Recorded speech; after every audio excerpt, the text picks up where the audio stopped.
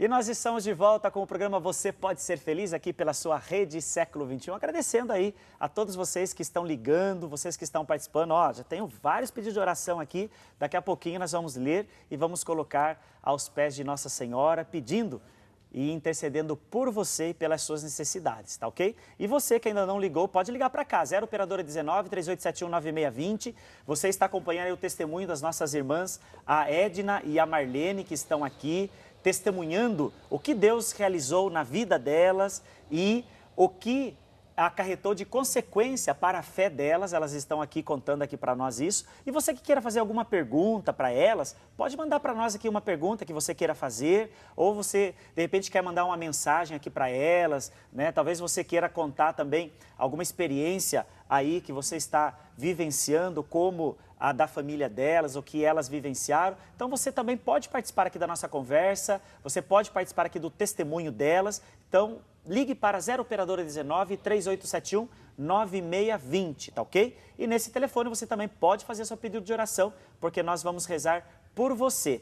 E, é claro, você que não é sócio também pode se tornar sócio aqui da Associação do Senhor Jesus. Edna e Marlene, no primeiro bloco, né, que vocês participaram, vocês falaram sobre a primeira ação de Deus na vida de vocês, na cura, né, do Alcir Júnior.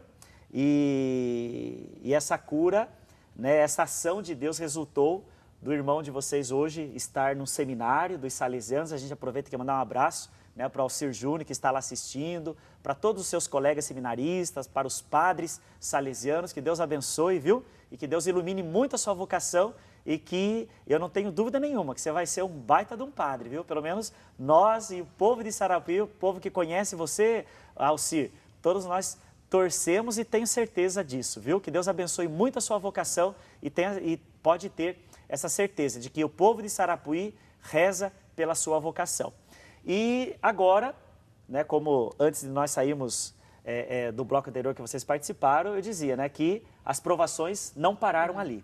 O que aconteceu depois, Marlene? Então, a gente começou a caminhar com a comunidade e eu entrando na fase da adolescência, eu tive uma depressão profunda, onde eu perdi a vontade de viver. Eu não tinha vontade de fazer mais nada. Para mim era dormir o dia inteiro. Com quantos anos? Eu estava com 14 anos, 13, 14 anos. E aí eu fiquei assim, eu não queria tomar banho, não queria fazer mais nada da vida. Do nada isso? Do nada, do nada. E assim, eu não me entendia muito com o meu pai. A gente tem um gênio muito forte. Hoje a gente se entende bem, mas a gente batia muito de frente um com o outro. Meu pai era alcoólatra e isso assim meio que me travava também. E foi passando-se o tempo e eu ali sem querer viver, sem vontade de fazer nada. Minha mãe era ministra da Eucaristia e ela levava comunhão aos doentes. E ela conversou com a ministra que estava indo junto com ela e falou assim, olha, a minha filha está ruim, eu não sei mais o que eu faço. A Marlene já foi em todos os médicos, minha mãe trouxe para São Paulo, fizeram os exames, não constatava nada. E naquele tempo, a depressão não era assim tão conhecida como é hoje. E minha mãe pegou e falou assim, ai, dona Nerci, eu não sei mais o que fazer, dona Nerci, que era a ministra da comunidade. Ela falou assim, eu sei o que fazer, não está perdido ainda, eu tenho um remédio. Vamos levar a Eucaristia para a Marlene. Nesse dia que ela chegou na minha casa, eu estava dormindo no chão, porque minha mãe falava para mim que se eu não tomasse banho, eu não iria dormir na cama. Porque ela achava que era eu que não queria mesmo fazer as obrigações. Que até então ela não identificou como uma doença que é a depressão. A depressão. E ela chegou lá, o meu irmão entrou correndo, mar do céu, você não sabe quem está aqui em casa. Eu falei assim, mas quem, né, visita hoje? Era quinta-feira, dia comum. Jesus. Jesus veio visitar você. Levante, corra, tome um banho, mas vai rápido, porque ele não vai esperar muito. Aí foi feita a celebração, e a partir daquele momento... E aí você foi, tomou banho? Fui, tomei banho, me arrumei, e fiquei prontinha. A dona Nerci fez a celebração, eu recebi a Sagrada Eucaristia. E a partir daí eu comecei a ir para a igreja, trabalhei como office boy na igreja, me tornei secretária paroquial, fiquei lá por 11 anos, fui catequista, ajudo ainda até hoje na liturgia, tenho o nosso Ministério de Músicas, mas a aprovação na casa ainda continuava, porque meu pai, sendo alcoólatra, né, era difícil a convivência. E assim foi indo. Aí eu já estava chegando aos 16 anos, o meu irmão chegou para minha mãe e falou assim: mãe, eu já estou trabalhando, mas o padre me convidou para conhecer o seminário. A minha mãe achou assim, no momento, ela falou assim: nossa, mas o meu único menino ir para o seminário. Mas ele falou assim: não, mãe, não perturbe o vosso coração, eu estou indo só para conhecer. Mas naquele momento, você sabe se a Dona Maria, ela se lembrou daquele dia no hospital, que ela rezou diante da imagem, quando ela pediu que ela não queria o filho morto, né, que não ia servir para nada, mas que ela queria o filho dela que fosse servir? Então, padre, daí ele foi só para conhecer. Sim. Passou aquela semana, aí minha mãe: você conversou no emprego? Não, eu conversei com a minha patroa, e ela falou assim para mim: mãe, que eu posso ir, fico uns meses lá, e depois ela daria como um período de férias para mim. Aí ele voltou do seminário, e a partir daqueles meses o salário do Alci Júnior começou a sumir. Ele não tinha dinheiro para nada. Minha mãe, assim, meio preocupada, porque cada um tem umas responsabilidades na casa de acertar as contas. E ele não demonstrava dinheiro. Aí ele chegou: mãe, agora eu preciso conversar com vocês. E lá em casa, quando conversa a família, senta todos na mesa para conversar. Ele chegou: mãe, vou arrumar minha mala, aqui está a lista do seminário, e eu estou indo para o seminário. A minha mãe, no momento, mãe, antes que a senhora fale alguma coisa, você se lembra da história que a senhora contava para a gente, que o senhor entregou o seu filho para Nossa Senhora? Então, mãe, agora chegou a hora. Aí foi ele e mais um colega dele da comunidade, que é o Rafael, eles não se separavam desde pequenos. Foi para o seminário os dois. Passados 6 meses, ele ligou para minha mãe: mãe, o Rafa não vai ficar mais. Só que a senhora não venha com a mãe dele aqui buscar, porque eu não vou voltar para casa. O Rafa volta, mas eu continuo a caminhada. Aí minha mãe falou assim: dê um abraço forte na Lúcia, Ju, e se essa é a sua caminhada, continue, né? Ele: então a senhora nem apareça aqui, mãe, porque a minha mãe, ela ficou contente por ele estar no seminário, mas ao mesmo tempo ela sentia a falta daquele filho, não só ela como nós. Porque ele, sendo o único homem da casa, ele assumia as responsabilidades da casa também, né? Porque tinha o pai, mas o pai é ausente, porque o meu pai trabalhava fora.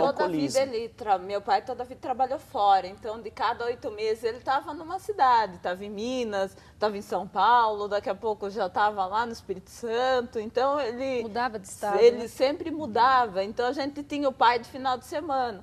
E a gente tinha, assim, no irmão a figura daquele... E ele sempre foi, assim... O homem da casa, O né? homem da casa, né? Ele impunha. E muitas coisas ele herdou do meu pai, essa questão de almoçar todo mundo na mesa. Então ele ia, ele desligava a televisão mesmo, todo mundo ia sentar na mesa para almoçar. Esse é um testemunho muito bonito, viu, Edna, de vocês, né? Que, aquilo que você falou, né? Que vocês, tudo que tem para resolver, sentam à mesa junto, as refeições são juntas. E toda a vida foi assim, padre. Mesmo meu pai sendo alcoólatra, ele era muito devoto de Nossa Senhora. Então, tudo que a gente, assim, não que a gente quisesse manipular ele, mas tudo que a gente queria que a gente falava assim: por Nossa Senhora, vamos fazer. E ele fazia, e isso ele deixou muito, muito forte pra gente, essa questão de almoçar, pelo menos no domingo, todo mundo sentar na mesa. A questão de, alguém tá com algum problema financeiro, seja qualquer problema, vamos sentar na mesa, vamos resolver, vamos fazer uma reunião. Mesmo ele sendo alcoólatra, ele sempre deixou esse exemplo pra gente, que se unir para fazer isso, a coisa acontece, entendeu? E a gente tinha, assim, no meu irmão, muito essa imposição, porque ele ia lá mesmo, ele desligava a televisão e falava: não, agora nós vamos almoçar, todo mundo sentou na mesa. E terminou, meu pai sempre falava: quem fez almoço não lava a louça. E meu irmão tinha muito esse jeito de falar igualzinho, tanto que os dois é o xerique, sabe? É cara de um, focinho de outro. Então, quando meu irmão se afastou, assim, cada um foi sofrendo do seu jeito, né? Claro que todo mundo ficou contente, né? Assim, Mas cada um foi sentindo assim um pouquinho a falta dele, do jeito que ele falava, de quando chegar assim, eles têm, todos eles, desde a Má até a Vitória, eles têm assim, muito eu como mãe, né? Então, para tudo que eles iam fazer, eles ficavam, pode fazer? Chegava da escola, ia fazer alguma coisa, mãe, já fizemos, então nós estamos indo fazer outra coisa. Então, assim, a gente tem muito essa questão de se unir mesmo, sabe? De ter essa, assim, de ser família de verdade.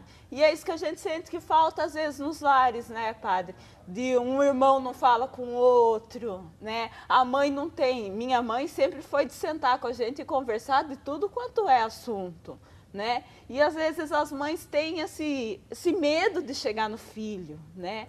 E tem uma coisa muito bonita que a gente gosta de falar assim, que minha mãe nunca falou, ai, meu filho é um capeta, ai, meu filho isso. Não, minha mãe sempre falava, meus filhos são os anjos, graças a Deus. Às vezes a gente se sente até culpado, porque a gente sabia que a gente não estava sendo o anjinho que a mãe estava falando, né?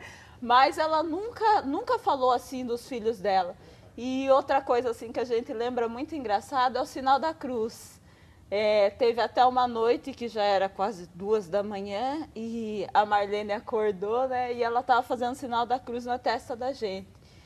E a Marlene falou, mãe, mas a gente não vai morrer agora, porque o sinal da cruz dela não, é uma bênção que toda mãe tem que dar para o filho.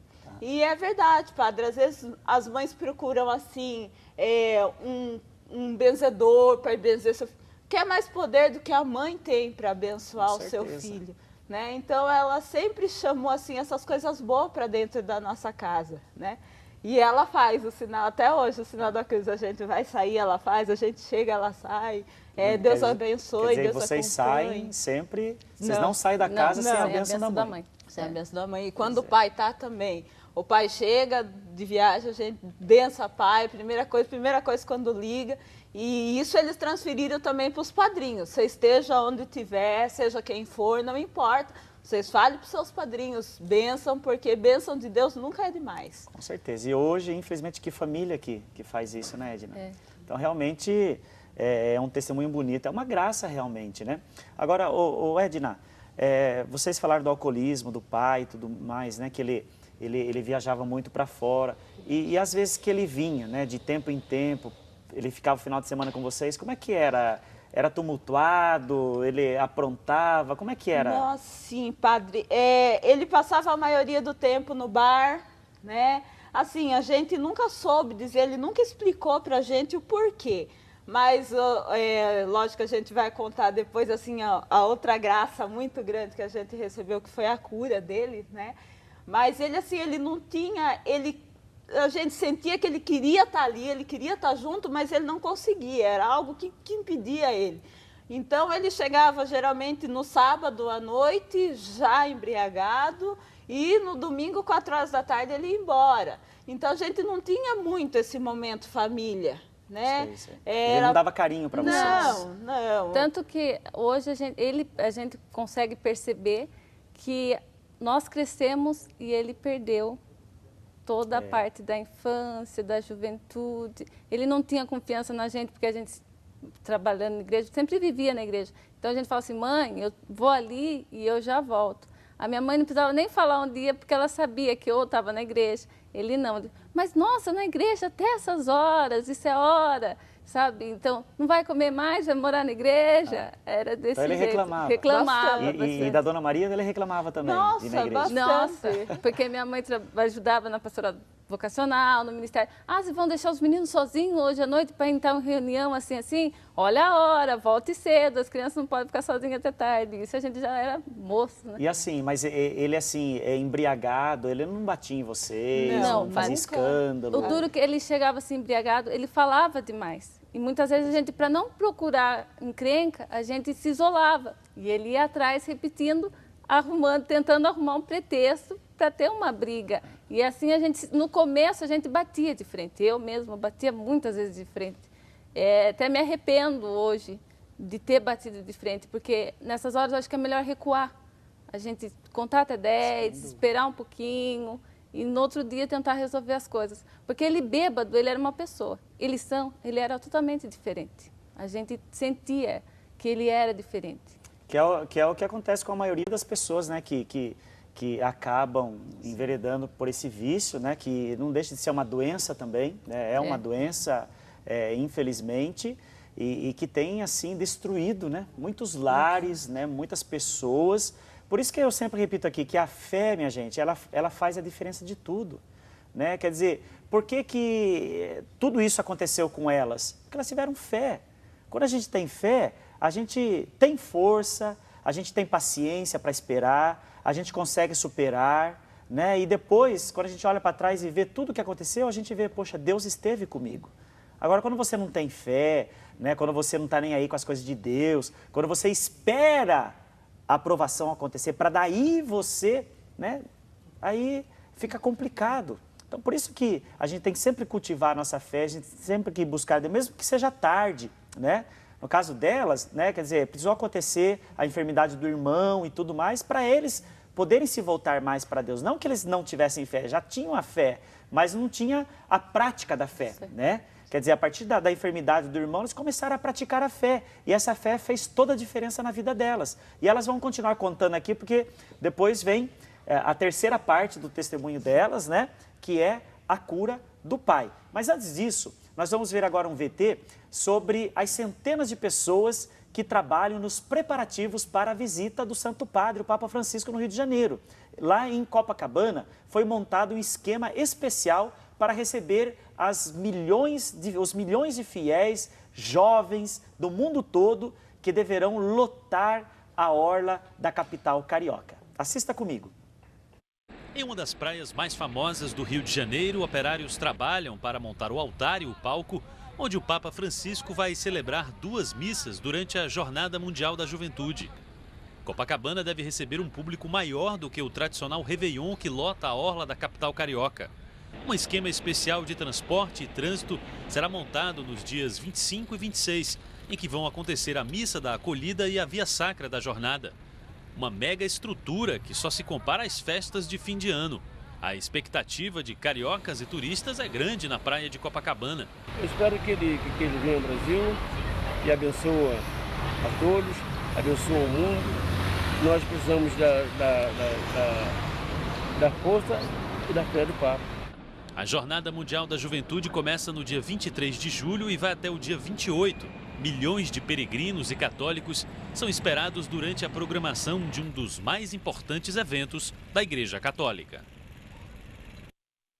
Tá, então, né? Daqui a pouquinho, né? Daqui a alguns dias vamos viver todos aí, né, Marlene? A Marlene vai, vou né, Marlene? Participar, sim. Com certeza. Vai eu e mais 13 da nossa comunidade. Da nossa paróquia, estaremos lá, eu também vou, né? Eu tive a graça de também receber o convite do comitê para participar da missa com os bispos, né? No sábado, no dia 27, vai ter uma missa do Papa com os bispos, né? E alguns padres foram escolhidos para participar desta missa. Dentre esses padres, eu fui um dos escolhidos, né? Realmente agraciado por Deus para poder estar lá participando desta missa com os bispos na Catedral de São Sebastião, no Rio de Janeiro. Então, quer dizer, estamos aí contando os dias, as horas para podermos estar lá junto com toda esta multidão, esse mar de jovens que vão tomar conta da orla de Copacabana para acolher o Santo Padre, o Papa Francisco.